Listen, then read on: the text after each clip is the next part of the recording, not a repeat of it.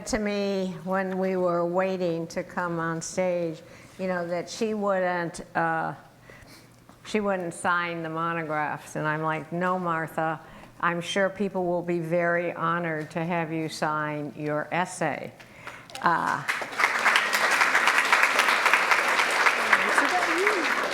So Martha and I decided we were going to ask each other 3 questions.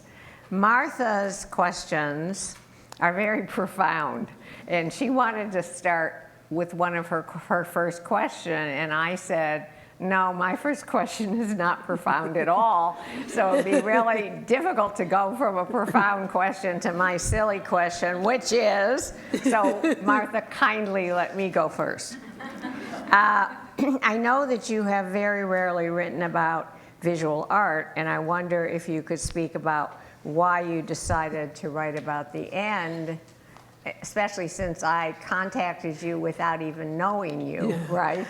Well, I mean, this has been the most amazing journey, and I feel so privileged and so happy to be here. But it was strange because I got this email saying Judy Chicago would like you to call her, and of course I knew who Judy was, but I actually am pretty ignorant in the visual art world, and spent a lot of time on literature and a lot of time on music. I write program notes for the Lyric Opera of Chicago, but yeah, I mean, I felt I'm an ignoramus in this area, so what does she want from me? But I called Judy, and she explained the work and how it was dealing with concern with animals that we share. And I said, but you know, still, I just don't know enough. I don't have the right vocabulary. I don't know how I would write about a piece of visual art. She said, I'll help you learn. And so she sent me a monograph, an earlier monograph about her work, which I learned from. But I still had many doubts. And so then I went out to Albuquerque and spent a weekend with Judy and Donald. And I first have to say I had the most wonderful time. I just love talking to Judy, and she's just, we have a kind of shared zest for life and for critique and for all kinds of things, so we couldn't stop talking, except when I started to view the work. And of course I viewed it piece by piece, as Donald would take each panel out of the drawer, wrapped in bubble wrap and so on. And you know, so I didn't know what was coming next. But when it got to the third part, these amazing images, if at some point you can get to the apes and the elephants, it would be good. I found I was startled, and I started weeping, particularly with the mother elephant, who's like an image from... Next one, that one. Yeah, that one. So it's, you know, like a children's book that you might read, but the cruelty and the horror of the hacked up face, and the mother elephant weeping. And I have to mention that the only 2 tears in the whole work are one coming out of the eye of the mother elephant, the other in the earlier part coming out of Donald's eye as he contemplates Judy's death. So this really blew my mind, and I really felt I have to try to do this. I had at least a very, you know, profound reaction, and maybe I could turn this into some kind of writing. So I agreed to do it, and here I am, and I just was blown away by the work. When I read Martha's essay, I felt like completely like, I felt like, yes, she was the right person to write about the end. You know, the art world has a great deal of difficulty grappling with content, and particularly likes work that is indirect, ironic, distanced, formal. And Donald had shown me an article, a profile of Martha in the New Yorker, where I discovered that you were working on both animals and aging, and right. That's what made me feel like she was the perfect person. And also I felt like Anne was proven right, that her deep philosophic background would allow her to understand the philosophical issues in the end. Okay, so it's your turn. Okay, so yes, so I want to talk about that transition in the work. I think the end is such an incredibly powerful, emotionally astonishing work in many ways, but especially for a sudden shift of focus. So we're brought in through the stages of confrontation with death into, in the second part, a very personal struggle with one's own death. And here is Judy imagining herself, red hair, now her hair isn't red anymore, but it was red hair and all, meeting death with sometimes Donald weeping, and at other times the beloved cat sitting on the bed. Maybe you can find. Yeah, we could go to the immortality now. Yeah. And at this point, the work feels very human-centered and centered on emotions of grief and loss. And so we're not really prepared for what happens next, which is this sudden opening out to all of nature and the cruelty that humans have inflicted on other members, sentient beings in the world. And so there's now a new emotional palette, indignation, outrage, and these haunting images of so many different kinds of animals.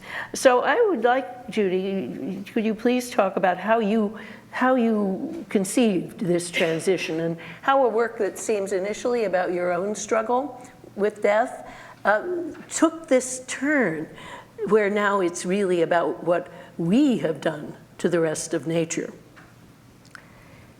Well, I started the end in 2012 when I had a big health scare, but the thing is that I'd always lived with an incredible sense of my own mortality. Since I had so much death in my family and my childhood and my life, I never imagined I would live this long. So it wasn't that I was like, oh my God, I'm gonna die. I always knew I was gonna die. The only surprise to me is that it hasn't happened already. Anyway, so in my usual way, I started doing research. I'd already read Kubler-Ross's Stages of Dying. And so I thought, and I knew as I did research on how other cultures have dealt with death. And Donald and I, talk about how unhappy we are with the level of denial that's practiced in America around death, and the lack of choices over your own death in terms of, and the medical mill. It's like in the mortality section, it starts with an image of how we'd all like to die peacefully, but then the reality is most people die hooked up to machines in hospitals. And as I read, I read a lot about other cultures and other ways of approaching death, and the first images are kind of philosophical musings going back to Socrates. And the black glass is sort of small, but it's interesting. I'm working on a project of turning an image I did in the 1970s into a marble relief for an effort to try and do something about what we're doing to the oceans. It's called the Zero Project. They're commissioning artists. And I realized, because I am using this image, it's the image of the Rainbow Warrior, and it's based on a Native American legend about the Rainbow Warrior when the creatures of the sea are being hunted to extinction. It started, a Rainbow Warrior will descend, and actually that was the name of a Greenpeace boat, as you know. That's where it comes from. Okay. But the reason I'm bringing this up is that I realize that I have been aware for a very long time of what we're doing to other creatures, but it's become more and more of a focus for me. And one of the things, and I'm going to read your quote later from one of your books. For me, actually, the evolution of my own feminism has gone from a concern for women to beginning to understand, when Donald and I were working on the Holocaust Project, that women's oppression is part of a much larger global system of injustice and oppression, to just unremitting grief at what we are doing to the earth and other creatures. And I think that the shift is, okay, we can't do anything about our own mortality, but we can do something about the death we are inflicting on the planet and other species. And the work gets bigger.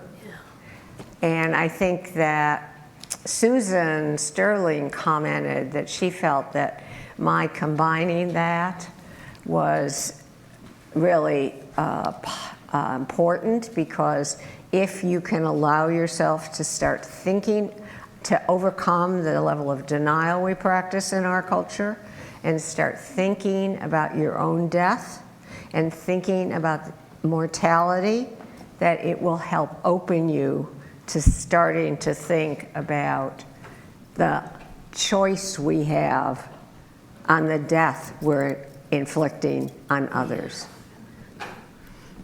That's great. Okay, my turn. Yeah. This is a slightly different segue. In your book on aging, which you co-wrote with Saul Levmore, I was particularly interested in your chapter on aging, stigma, and disgust, probably because those feelings are especially focused on aging women, particularly self-disgust as we ourselves age. And also, before I ask you to speak to this, it's been interesting to me the descriptions I've read in the few articles that have started coming out about the end, and about how there's always an emphasis on the aging female body in those images, right? Right. Yeah, and I think it sort of speaks to this, so that's why. Yeah. Okay, well, I thought about disgust for a long time, and I think it actually connects. Now could we go to the How Shall I Die images? So one of the things that I have written about, and there's a book called Hiding from Humanity, is how disgust is an emotion in which we attempt to repudiate and distance ourselves from the parts of ourselves, such as feces, urine, and so on, that represent to us our feared and despised animality. So I think this is actually connected to the end in multiple ways, because it's a way of saying, oh, we're not bodies, we'll get rid of that stuff. We're really transcendent beings. And then, in a second stage, we typically project those characteristics, animality, mortality, bad smell, onto groups of people that we then subordinate and despise. And of course, there are many different ones in different cultures: African Americans in the United States, lower caste groups in India. And we actually have a big comparative project at U of Chicago study with our center in Delhi, studying that issue comparatively. But in pretty much all cultures, women get the rap of you're the vehicles of mortality and animality, because women give birth and they somehow seem more bodily, more physical than men, and become targeted with disgust. So that is true of women generally. But then I began to think about aging. Of course, one can't avoid it at this age. And Saul and I the whole point of the book is to, in a way, have fun talking about things that people usually don't talk about, that people usually don't face. And not just to talk about death, but to talk also about what happens as you age to your body that might not be so terrible, but we might want to look at it. So the aging body is a particular object of stigma and disgust. And, you know, even young children apparently turn away from wrinkles and sag, all these signs of our mortality. So yeah, the aging female body gets it in an especially high degree. And I started focusing on this when I went in for a routine colonoscopy. I never take the sedation because I don't need it. I mean, you don't have any pain nerves, and I actually find it interesting to befriend a part of my body that I usually don't see. You know, you look up on the screen. But everyone around me, the nurses are treating you as though you were disgusting and you were going to find yourself disgusting. So they say, oh dear, don't worry if you let some gas escape. Of course, it's the cleanest gas you would ever let out because you've cleansed your colon. But, you know, they were expecting that you would be disgusted by yourself. And I thought, well, probably that's how most people react. But what has happened to feminists? We were reading our bodies ourselves, and we were saying, oh, these female bodies that were objects of disgust for others, we're not going to allow that to happen to us. We're going to look at our bodies, we're going to get to know our bodies, we're going to love our bodies. And we did all that, and now as we're aging, what's happened to that boldness and that love of ourselves, you know? And I thought, well, this is something, there's something wrong with this. We're retreating from an embrace of our own bodies and our animality. So that's what I was writing about. But I think it does have a lot to do also with our retreat from other animals. Because of course, if we want to say, we're above the animals, we're angels, and so on, then that helps us get away with brutalizing other animal bodies. So now I will ask you a different question. So now to feminism, in which we're already in. Yeah. You are indeed the country's leading, or maybe the world's leading feminist artist. And here we are at the National Museum of Women in the Arts. So how do you understand the connection of the end to your long body of feminist work? Why is it indeed, and I certainly think it is, not only deeply continuous with that earlier work, but actually itself a piece of feminist art? Well, I referenced this before, and I know people have wondered, once my gaze began to expand beyond the female body after the Birth Project, when first I looked at the construct of masculinity, and then Donald and I looked at the Holocaust, which is, as Virginia Woolf once commented, you can think about the Holocaust as patriarchy gone mad. And if that's so, then understanding it helps us understand our own time, actually. Yeah. Because there was a really there were two articles in the paper today. This is going to be a long answer. There were two articles in the paper today, in the Times today. One was by Al Gore, who was his usual upbeat self about, we can beat climate change, we can change it, blah, blah, blah. And he cited all these statistics. And then there was another article about the gap I was telling you about it between the protests and the politicians. Yeah. It was a really frightening article because it demonstrated how a very small portion of the human race can dictate and overpower and overwhelm the will of the people, even in a democracy like ours. And that's one of the reasons my feminism is so inextricably connected to the end, because if the Holocaust is patriarchy gone mad, our treatment of other creatures in the planet is the enactment of patriarchal values on the earth. That is, utility, things are only valuable, and capitalism. As Derek Jensen commented, and I quoted in the introduction to the extinction section, any creature with economic value is doomed. So to be concerned about how we live and operate on this planet as human beings, how we treat women cannot be separated from how we treat other creatures on the planet. And in your book on animal rights, there's a passage by you, which I've quoted to you before, that perfectly embodies the way in which my feminist perspective has broadened from concerns about justice for women to an understanding, as I said, that such justice is inevitably connected to the necessity for a global justice that encompasses all living creatures, both human and non-human. And this passage also explains why I contacted you without knowing you, because reading it made me realize that you were the perfect person to write about this project. So then I'll read it, and then maybe you can expand on the ideas. Okay. A truly global justice requires not simply that we look across the world for other fellow species members who are entitled to a decent life. It also requires looking around the world at the other sentient beings with whose lives our own are inextricably and complexly intertwined.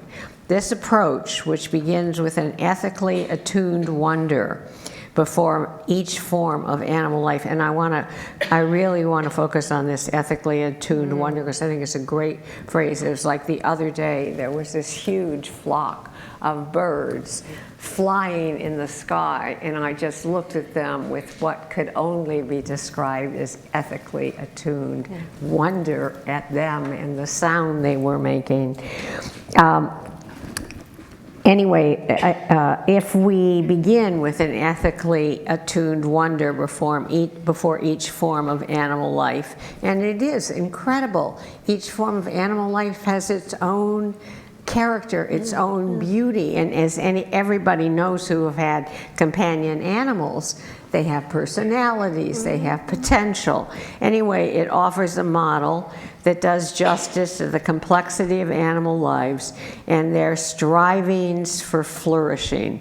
And this phrase, strivings for flourishing, seems like such an elegant way to describe the right to live one's own species' life without interference or harm from human beings. Well, gosh, thanks for reading that. That was a little piece, and I'm now writing a whole book, so it's my main concern right now, to put this into a fuller form to, let's hope, guide law and public policy as well as to do philosophy. Frontiers of Justice, back when I wrote that quote, was all about how there are always new areas in which where we just haven't thought very well. So in that book, it was about people with disabilities, people in other distant countries, and then finally, the other species that we just usually don't acknowledge as objects of moral concern at all. And I've long been troubled by this because with the economist Amartya Sen, I co-founded this Human Development and Capability Association. Notice the human, right?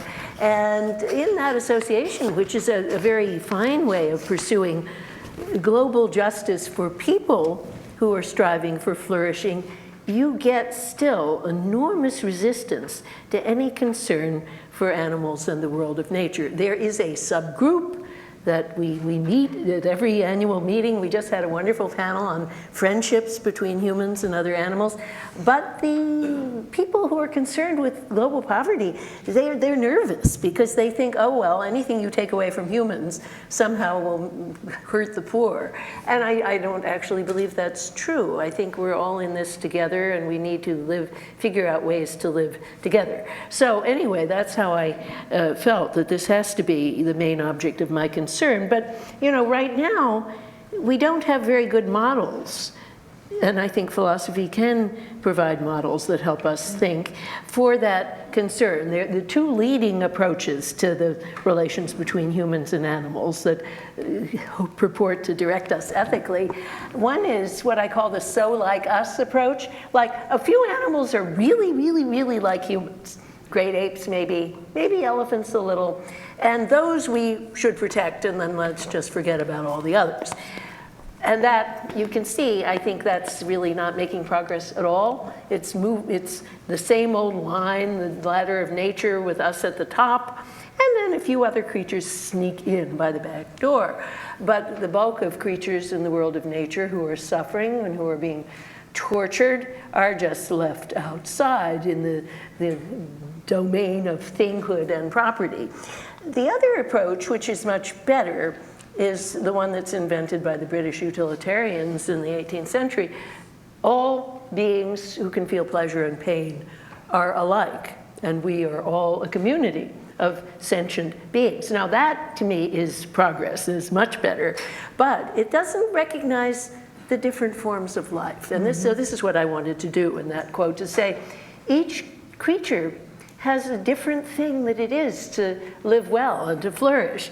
And so any ethical approach shouldn't just focus on pleasure and pain, because animals need many other things, and we have to study each one to figure out what it is they need. They need complex forms of social life, they need free movement, they need the chance to make the expressive noises that they make, the whale songs and so on. So we need an approach to law and policy that recognizes all that diversity. And of course, I think that the capabilities approach that I already developed in the human context, it lends itself very well to that. So that's what I'm basically doing. And just to give you a sense of where that would take us, I think people do actually react with ethically attuned wonder when they go and look at animals without this desire to use them for something. And I think ecotourism and whale watching and all are very, very valuable to stimulate that sense of attuned wonder. Well, here was the California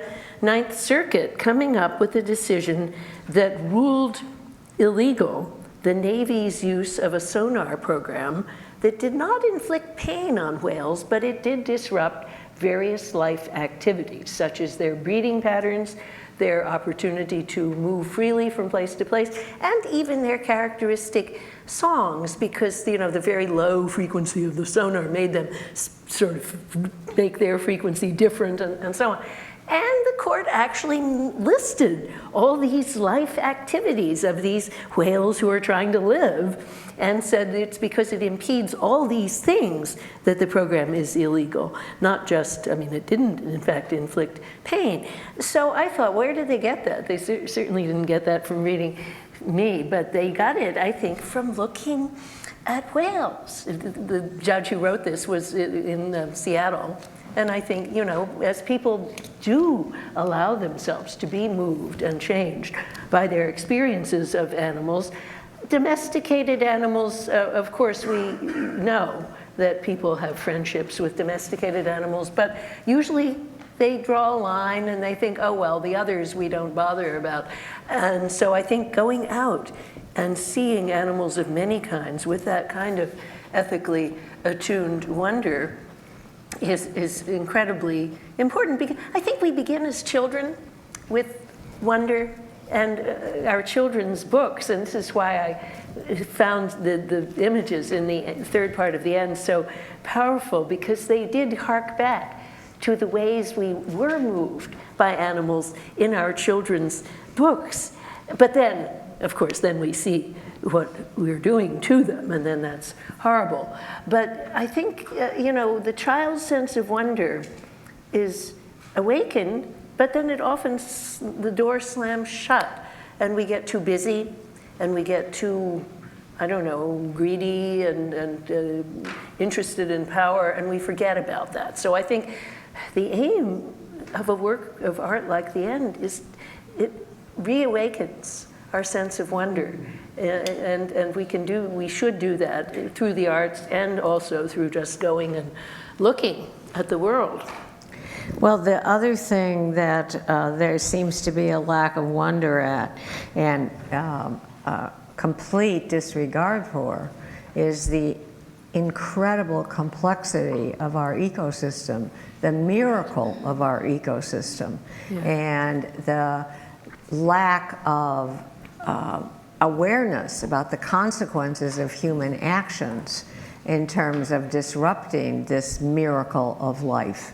And when I was talking before about the disconnect and how the protesters and the politicians live on two different planets, I mean, you can see that enacted, for example, by Trump overturning or trying to overturn California's efforts, right? So I mean, crazy. Here's a state trying to do something about it, and here's Trump trying to stop them from doing it. And as everybody knows from who was at the opening on Wednesday night, which was very, very difficult for me, because bringing this work into the world, I mean, as I said then, it's the only project I've ever done that I needed a year between the time I did it and the time I showed it. And even then I could hardly keep back the tears, because the images were so grief-inducing to create. And, you know, could I make images that would be so exquisite that people would look at what was so difficult to look at and to take in and to acknowledge, and then to do something about it? Because that's where I think the biggest problem is. How do we change it? You know, I made a plea at the opening for people who might have access, for example, I was telling you this, to billboards, because a curator in England, Hans Ulrich Obrist, has been doing this project, billboard project, with artists' images in Europe. In Europe, billboards are vertical, they're not horizontal, and it's called It's Urgent. And you know, a friend of mine sent me these, I was telling Martha this, a friend of mine in London sent me these gigantic billboards of, I mean, they were really like 50 feet tall, 60 feet tall, 100 feet tall, of elephants. But it was basically being used as a marketing campaign. We're trying to help the elephants, so buy our products. You know, and there was no reality in these images. There was none of the reality of what is happening to the elephants. And so it seems to me that this is where art can have a role. It can help us actually look at what we're doing, not some abstraction like save the elephants. Oh, that's a good thing to do. But to actually look at what we're doing and the scale at which we're doing it. It's like the finned image. I mean, when I did that image, I just was weeping. I mean, we do that to 100 million sharks a year? You know, and they just sink to the bottom of the ocean floor. They can't hunt, they can't eat, they just die, they suffocate. I mean, and then you think about what this does to the mostly men who are doing it, okay? And when we really think about this, on a global level, who does this work? It's men. And then we're surprised that the incidence of wife abuse, child abuse is so widespread. You're talking about millions and millions of men whose emotions have been traumatized by having to completely disconnect from what they're doing. So again, to bring this back to what does this have to do with feminism, it has a lot to do with feminism, because how women are treated is actually, it's kind of like we're the canaries in the tunnel. It's actually a glimpse of a much, much larger global dysfunction. I think that I totally agree that the arts have a big role to play here, because when people are occupied in that kind of work, they deaden their sensibilities. And even when people are not trying to do that. So I happened to see a whole bunch of programs on sharks on Discovery Channel. And that was pretty bad, pretty sensationalized, because it's, oh, these scary predators. Let's see if we were go down in a diving suit and will be in danger. And so it was all like Jaws, you know, and it wasn't really thinking about sharks at all. Well, there were a couple of them that were better, but most of them were of that same sort. So to have a work where the ethical urgency is crystallized with the image, you can't escape it. This is what's so incredibly valuable and powerful, I think, about the end. Thank you, Martha. So I guess now I should ask people to start passing your questions to the aisle, and they will be collected. And then now I'll ask one more question, and then we'll go to the Q&A. So we've talked a good deal, and you've told me a good deal about the struggles of women in the visual art world. And they are perhaps a little bit better than they were before, but they are ongoing. And maybe we take the slides off now. Yeah. Yeah, let's stop showing the slides and maybe bring the lights up a little bit. so you yourself, you've encountered great resistance throughout your career, and with great strength, you've struggled against it and you've prevailed. But how do you think things have changed for women since you were a young student at the Art Institute, and how do they need to change more? It's really interesting. How many people here have read the ArtNet News pieces that came out this week? Okay, I would recommend that anybody who wants the answer to this question go read ArtNet News, because actually reading it made me realize, I've often said that, you know, it's a miracle that I've been able to achieve as much as I have, because normally for an artist to be able to get to the place I am now, you're usually aided and supported by a powerful collector or curator or critic, and I had a completely different situation. I had basically the art world trying to kill me and my work. And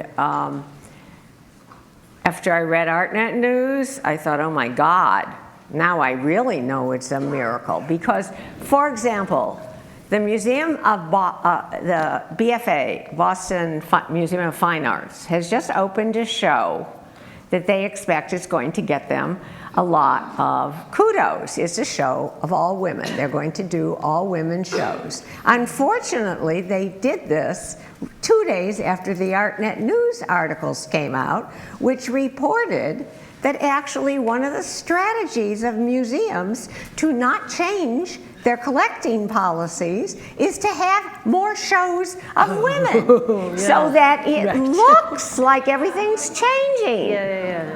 But it's not shows that determines art history. It's acquisitions, permanent collections, monographs, and auction prices. And in all those areas, in the last 10 years, while all this progress was supposedly happening, only 11% of the purchases of art by major museums in America were women. All while we were getting an illusion that everything was changing. So that's my answer. And I don't have to give the answer, because ArtNet News did. And the auction prices, oh my God, 3%. Women account for 3% of the global auction prices, and those are the same 5 women. So are there directions that, as a museum community, we could think of for making change real? Well, what I said the other night was the sooner people begin to understand that the Museum of Modern Art is the Museum of men's art, they will understand that the alternative is the National Museum for Women in the Arts. Yeah.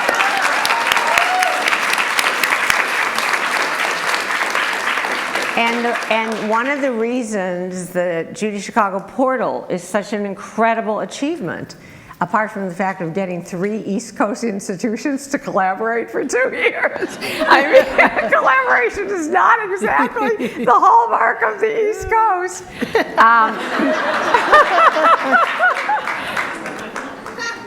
But it is that these 3 institutions, Penn State, which has because it's an art education institution, of course there are more women in positions of power. The Schlesinger Library is also up for the history of women in America, is one of the few institutions that is about women's history. And Nemours, okay, so we do not have enough of our own institutions. Until we have as many institutions as the men have, we won't be equal. And then the men will want to share, because they always want to go co-ed when at that point, when the women's endowments are high. So I guess this is now the time to Okay, turn who's it over doing to the Q&A. questions? Do we have some questions Jenny? all ready?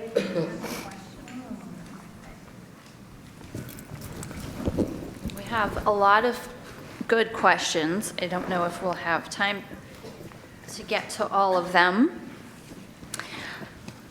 So the first question is for Judy.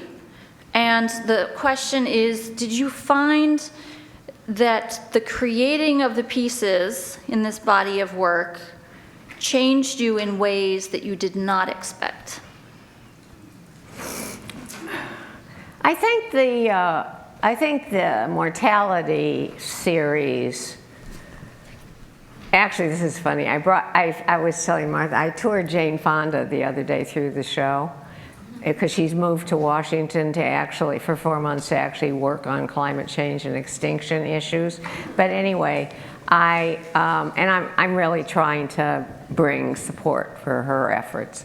But when we got into the stages of dying and she looked at the denial-ish image, she said, think it's possible to just skip that stage? And I think what she meant is that, like me, she has had a lot of death in her family. So I think she does not practice denial. I think she's already at another place. I'm not really big on denial either, in general. But I think that still there are different aspects to the problem of dying. One, everybody is, okay, you can accept dying, but what we know about the process of dying, particularly in the United States, particularly if you have no money, it's like pretty terrible. And so it's the process of dying that's, I think, really frightening to a lot of people. Like when I read Simone de Beauvoir's book about her mother's death, A Very Easy Death, she described in detail her mother dying from cancer, and it was a 3-week period, and for her, for Simone de Beauvoir, it was horrible. And at the end, the doctor said to her, "Oh, your mother had a very easy death." Right. Yeah. So I think that the process of doing those images helped me personally. I think that, I hope I will be able to face the end with courage and grace and not try and do a lot of things that just extend your suffering. And the extinction section, though, that was much, much, much harder. And it's very easy to feel helpless in the face of everything I discovered.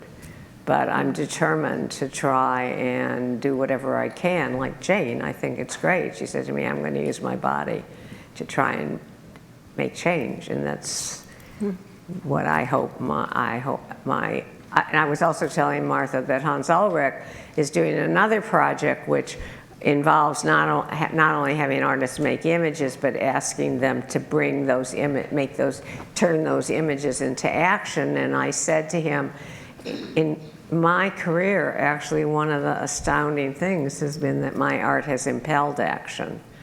like when the dinner party was the show that everybody wanted to see and nobody wanted to show. People actually took matters in their own hands. And I mean, we're at a point in history when our political process is so completely dysfunctional that if there's going to be change, it's because people are going to take it in our own hands. Mm-hmm.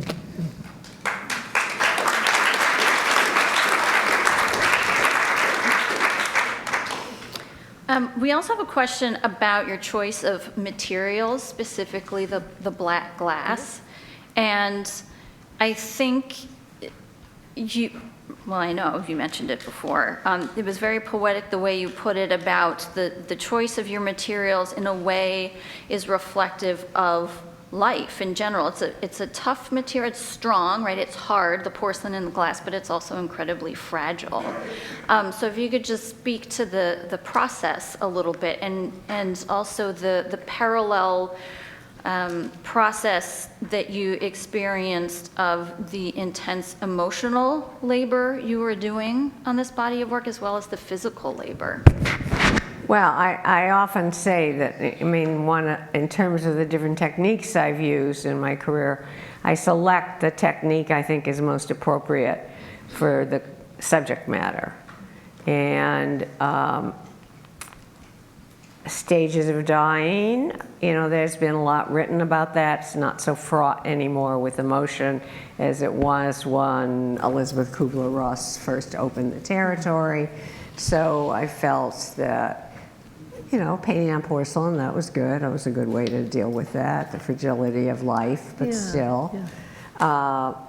And also you're still alive when you go through the stages of dying. So, you know. Yeah. Okay. Right. So, but then when the mortality and extinction series, I knew from the beginning I wanted to work on black glass. I've been working in glass since 2003, but not on black glass. And painting on black glass is incredibly technically challenging because just to get to the point where you can even get any color, you've got to do 3 rounds of painting and firing with white to build up a ground against which the color can live. And also, it's so fragile and can break at any moment.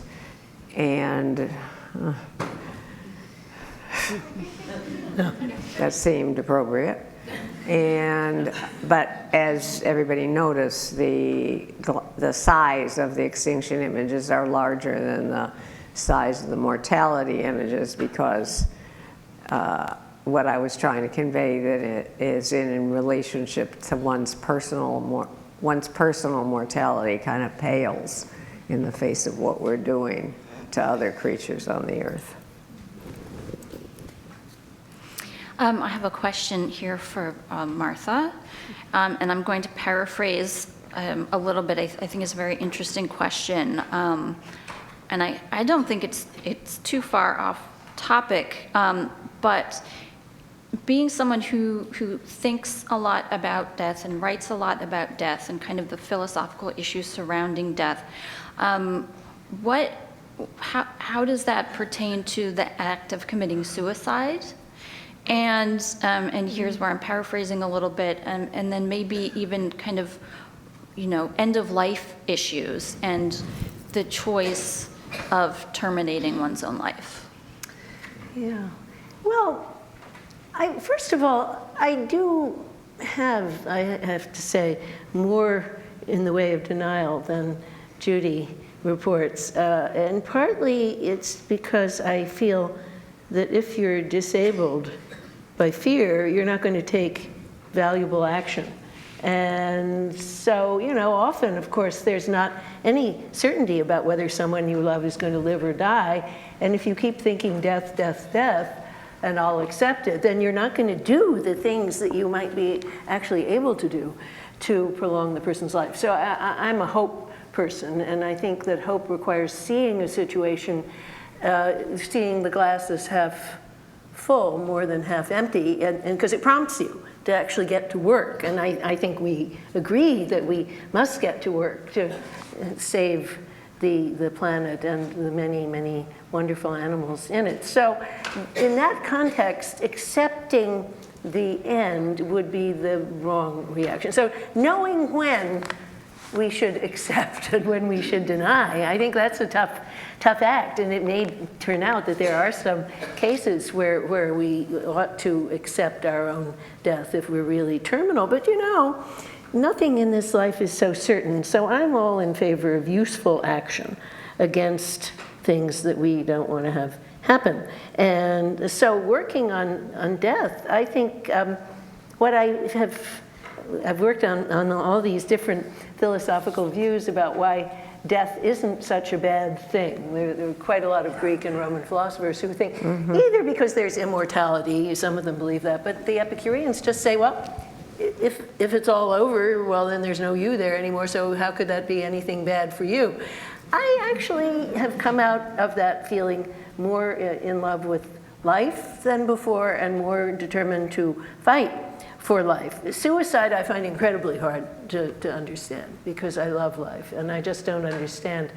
I think it's a blind spot in me. I probably don't really understand the depths of despair that drive people to want to commit suicide. But, you know, at the end of my life, I guess I don't know whether I would want to prolong my life if I really stopped being able to think and to love my friends and to recognize people I care about. Then maybe I'd want to accept the end. But short of that, you know, I'll take a lot of pain and I'll just try to soldier on and, you know, get those machines to work for me.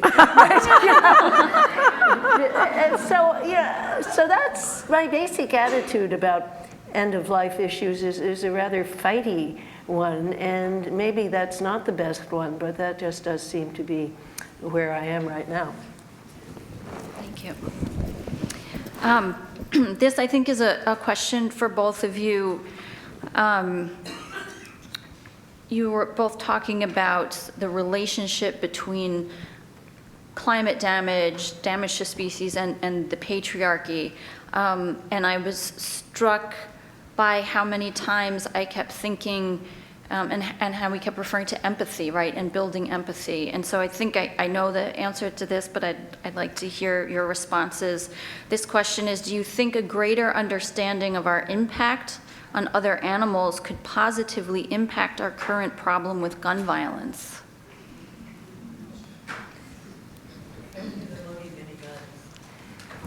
I want to say a word about empathy first. I think empathy is neutral ethically. It just means you're participating in the experiences of the other, but then how are you directing that? Torturers often use their empathy with the tortured in order to inflict more humiliating and deeply awful tortures. So empathy by itself doesn't change the world. It changes the world only if with that you have genuine compassion, you think this is a bad thing, and the determination to act and change. So what we get in Judy's wonderful work is not just the invitation to empathy, but then that's freighted with this powerful compassion. The tears of Donald and the mother elephant, but also this indignation. This must change. It's outrageous. We must not allow this to happen. So that's just my little comment on this, but I'll let Judy talk about that. No, I think that's really very interesting because I know, I'm having a retrospective, I told you, at the De Young in San Francisco that opens in May. And I know that the curator is thinking about calling it, Judy Chicago, the process of empathy. So right. So, what you just said is like really interesting to me. Maybe like from empathy to committed action or something? Well, actually, somebody suggested radical empathy, which I think is better, actually.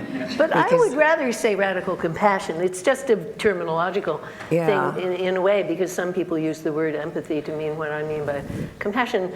The greatest psychologist, Daniel Batson, who's worked on these issues, he calls compassion empathy. He has his own unique way of using these terms. So it's a little bit confusing, but I do think usually people by empathy just mean the participatory experience. And you might well, if you're a sadistic person, you might use that to inflict great harm.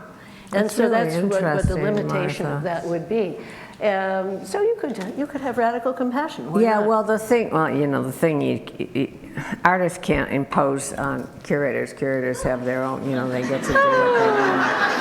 I don't know. I mean, I could complain, but But if somebody's going to reprint something of mine and they're going to change the title, I once in a while I've been caught out by a translation into a different language where they've changed the title without asking my permission. But having had that experience, I now get it to be a part of the contract that I get approval. I don't know. Can't you do that with a curator? well, the thing is, there are other implications. This is not about gun violence. This is something totally different.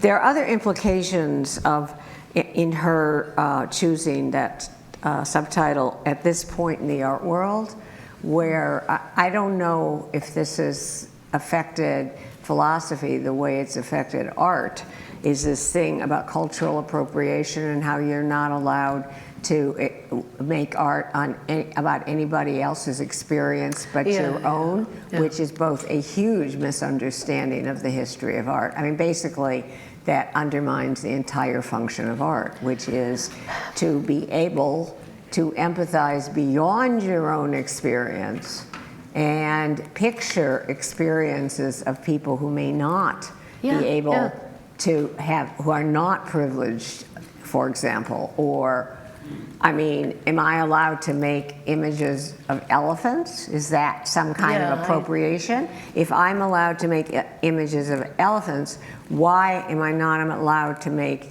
images of Holocaust survivors, even though Donald and I didn't go through the Holocaust? I mean, so in the art world, that title would have a whole lot of other meanings in terms of interceding in this, particularly in the Bay Area, which is like the center of political correctness in America, except for maybe Harvard. I mean, philosophy. But I think it's really interesting. Yes, I agree about with you empathy. entirely on the moral imagination is. We come into the world as very narrow creatures saying, me, I want to be fed, and maybe we get to understand our family. But it's an achievement to be able to move out from that and to be able to inhabit the experience of someone at a distance. And so, of course, philosophers don't make images, so we have a little bit safer task because we can say, here's what's happened to racial subgroups, and this is why it's bad, and people don't object to that so much. Well, I mean, there are occasionally people who think, well, if you're not transgender yourself, you shouldn't be talking about that. But I've written an awful lot about sexual orientation in my day, and I remember being at Yale long ago in a conference where the late John Boswell organized. And what the students said, we are here as lesbian and gay scholars. And I said to John, well, then should I go away because I'm a straight woman? Should I not be here and talk about how bad these problems are? And so he then went and talked to the students. The students said, no, she should stay. And, but I think in general, in movements for justice, we're allowed to ride along if we're going to really work for the justice of those people because they don't have enough people in law speaking up for themselves. So you have a much harder time it's because you're making it's very images. fraught right now. Really, really, the discourse in the art world is really fraught. There are things you're not supposed to say. You're not allowed to do. I mean, it's frightening, actually. And I'm writing a program note, I have to do this in the next month, for Madama Butterfly at Lyric Opera. And usually I write about Mozart, that's what I know most about, but he wanted me to do this because of that issue. Because there's all this can you do Madama Butterfly in the Opera House? Because there's appropriation. Now, the wonderful soprano, Ana Maria Martinez, who's singing Cho-Cho San, has written a very eloquent article about what we can learn about love and loss from this work and so on. But anyway, I'm supposed to solve all the problems of cultural appropriation. Yes, Martha, Yes. absolutely. And if you aren't gonna, I guess it's gonna fall on me.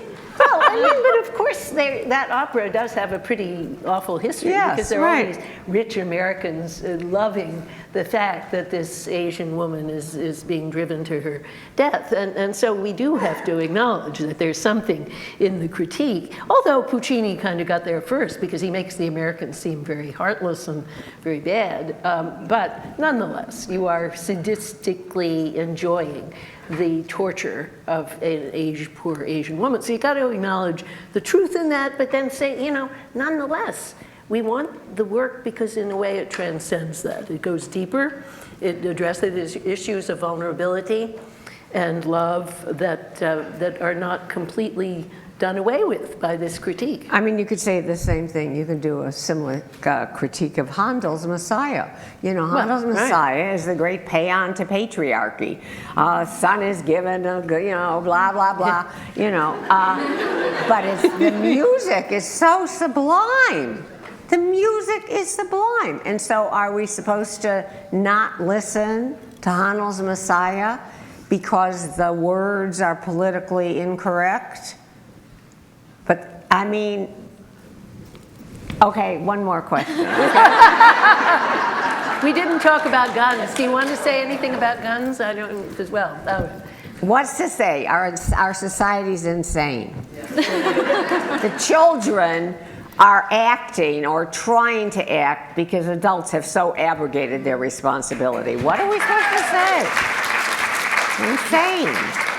The same thing. But where the problem really exists, people are not so insane. I mean, I live in Chicago, and everyone recognizes this problem and is grappling with it. And our new mayor, who's this wonderful African-American lesbian woman, Lori Lightfoot, she is really getting to work, thinking about how, by a combination of giving kids hope, giving them things to do, and at the same time, really trying to get the guns out of the hands of the perpetrators, you can really make progress on this problem. So, it's only these people who have the luxury of not being at risk Absolutely, themselves that's absolutely right. that join the NRA and so forth.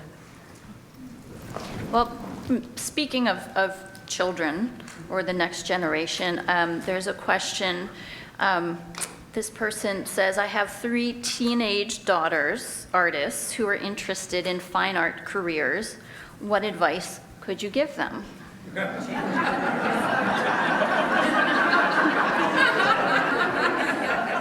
I really have to answer that?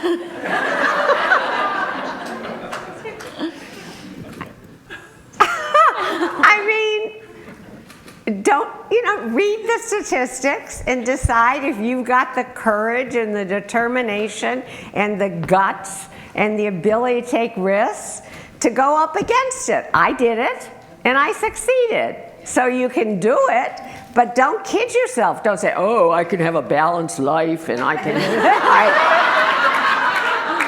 I mean, that's just bullshit, Just help your kids be honest.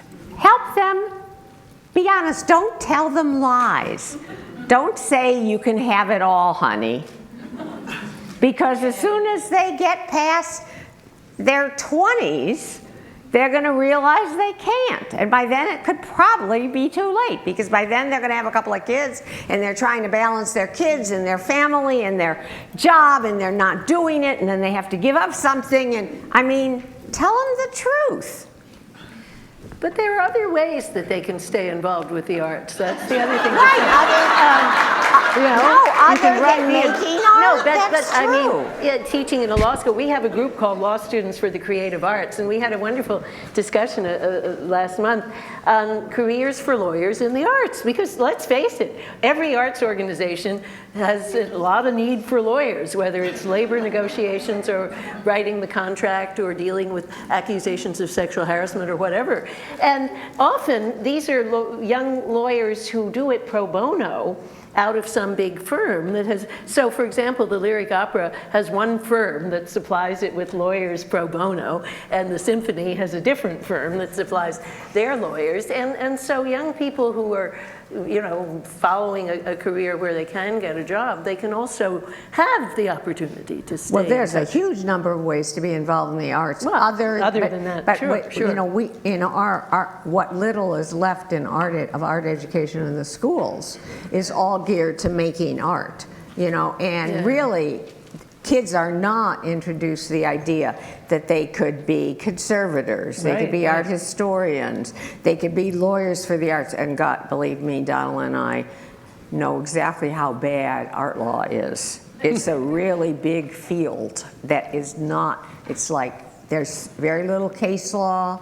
It's really great. Anyway, you know, they can be museum professionals, they can be critics, they can collect art. There's all kinds of ways of being involved in art. But the way the school programs are geared is all to hands-on art making. And that's one of the big problems, because the distribution system for art is really small. And the graduate schools are pumping out 10,000 MFAs a year into a tiny distribution system, and the professors aren't going to tell their students how difficult it is to support yourself in the arts, because if they did that, they wouldn't have any students.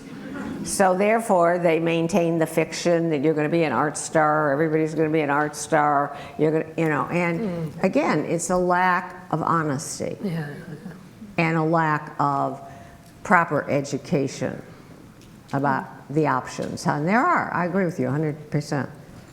Okay, so that, now we're done. Okay, so Martha and I are going to sign books. Martha will sign her essay, which you are very fortunate to have such a renowned philosopher willing to sign an essay.